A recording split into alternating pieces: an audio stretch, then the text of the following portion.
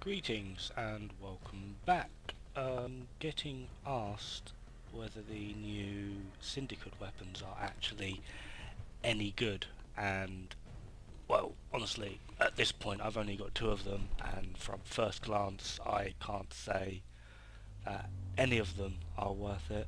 But for today I'm going to go over Synoid Heliocor and see just exactly what has changed and how it works. So let's start off with a quick comparison between Synoid Heliocor and Heliocor. To be perfectly honest, I liked Heliocor. It had good stats, 25% crit chance. Crit multiplier hasn't changed, but as you can already see, the Heliocor does actually have more damage. A lot less status chance, but to be honest, a 20% status chance, that's really not even, well, for me it's not really even worth actually putting any form of status mods on it, because even at max, with the 4 elemental status mod you get, it goes to about 68%, which is, if you're looking for a good status chance, this is not the weapon you would use. The one thing that really does stand out is the large increase in attack speed.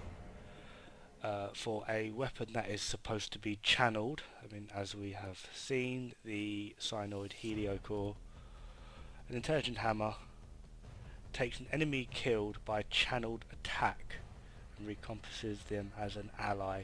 Any fatal strike with this weapon, yada yada. Codex scan, yay.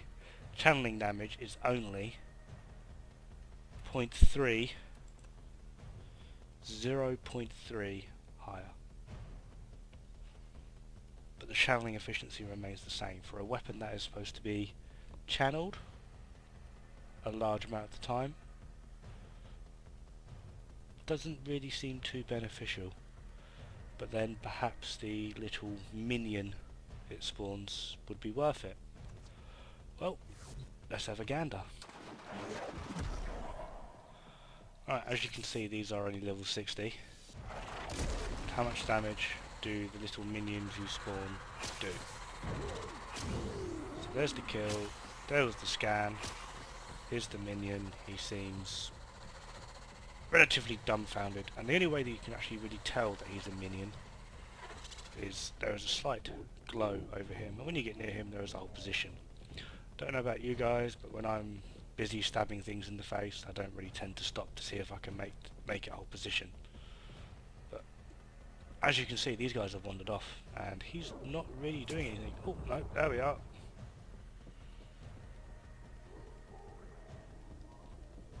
Oh no, the timer ran out. Let's try again, shall we? There we are. Minion, glowing.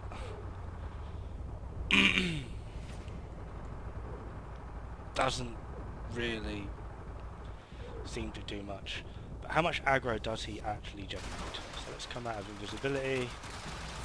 We've been damaged. Need to heal. Next to none. So, not very impressive thus far. Right, this time we are just going to test it without actually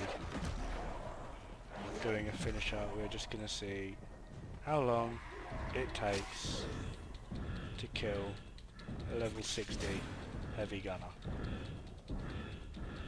I've got a few mods on this. I'm not really gone for a crit build with a 10% critical chance. Not really much point. Right, I don't know about you guys, but I'm doing nothing, and I'm kind of bored of hitting this guy with a hammer already.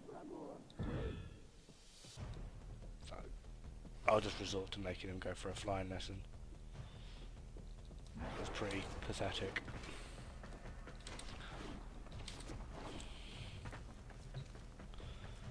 So let's compare that to the standard Heliocor.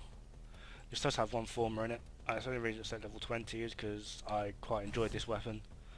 Put a former in it, got it all nice and sorted and shiny, and then all of a sudden, out of nowhere, Syndicate weapons. Oh great, that sounds awesome. And thus far, much disappointment has been had.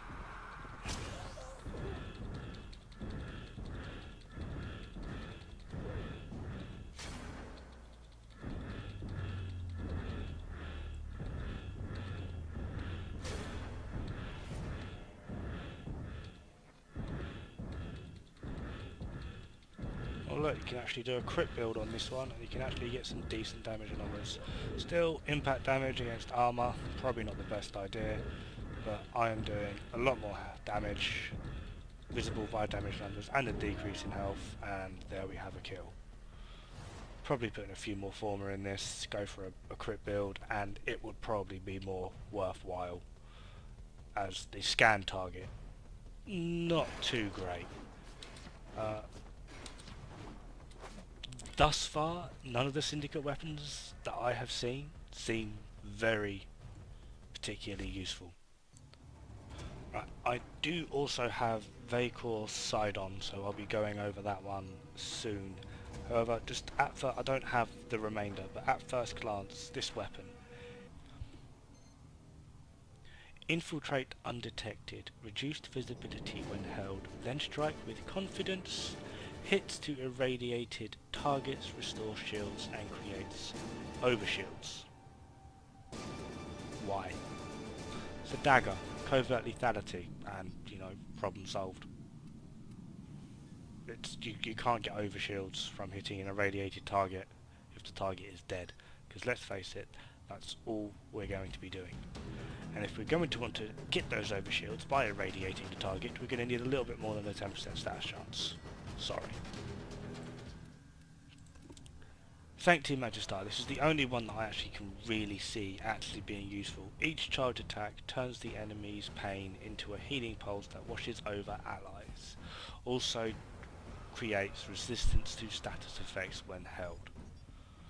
This would be very effective on something like a Chroma. My only problem with it is it's got a 20% critical chance, times 2 multiplier, but yet again it's an impact, which really annoys me. It's a mace. Sorry about that. It's a mace. It's got these nice big spikes on it, or blades, suppose you could say. So why can't it do slash, or preferably puncture? You know, we don't have a heavy weapon that does puncture yet, but at best slash. How, looking at that, how would you see that that does impact? On top of that, again with a crit chance and crit multiplier that pretty much match war, but again you've got a lot less damage, so the only reason I would use that is for the healing pulse. Not actually, don't have this one, so I've not tested it, but it would be interesting to see whether this healing pulse affects you as well as your allies, or whether it is just allies, but still. Sakura Lecter. Whip the enemy out of their ill-gotten gains. Double credit drops on kills.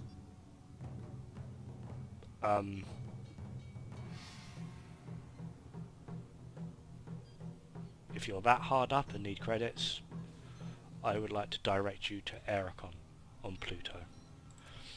Telos Boltus. Now these I'm actually really interested to get. When I first started playing, the Boltus were one of my favourite weapons and I really liked them. The only problem I had with them is they only really ever seem to hit things that are directly, and I do mean directly, in front of you. I've got a good status chance, which I'm actually a bigger fan of status than crit, but with 25% you can make use of that quite easily, and probably get it to around 70%.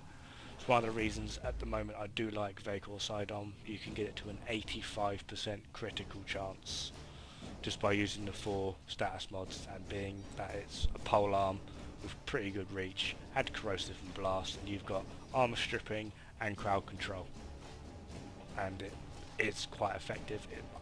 Hazy on the whole blind workings, but we'll go over that. Push the limits of Tenno lethality with violently spinning attacks that damage all enemies in range. So I am actually hoping that that sort of has a range of maybe 1.2, 1.5 meters around you, and it works as a 360 blender, basically. But that's my hopes for it. If not, I'm going to be thoroughly disappointed, because this weapon, if it does work like that, I do think that will be a keeper. My biggest gripe so far with the Syndicate weapons is why with the procs, or abilities, or whatever they have. I would much rather use my Prisma Dual Cleavers with What can we do to help wherever your it's gone. journey? I think I'm on completely the wrong one. I think it's still Meridian. Alright, what can we help you with? Alright, They are what can we help you with? plus 100% damage and what plus 1 justice, which is the proc. I have Prisma Dual Cleavers with that on it. I would prefer to use that than Synoid Heliocor and get that useless spawning from a weapon that is vastly underpowered to create, as I said, a useless minion, really, which doesn't generate enough aggro to change the to change anything, and also does next to no damage, and it only lasts 30 seconds as well, from what I saw. So, yeah, if you ask me, I'll stick with Prisma Dual Cleavers. Cheers. Anyway, that's me tuning out.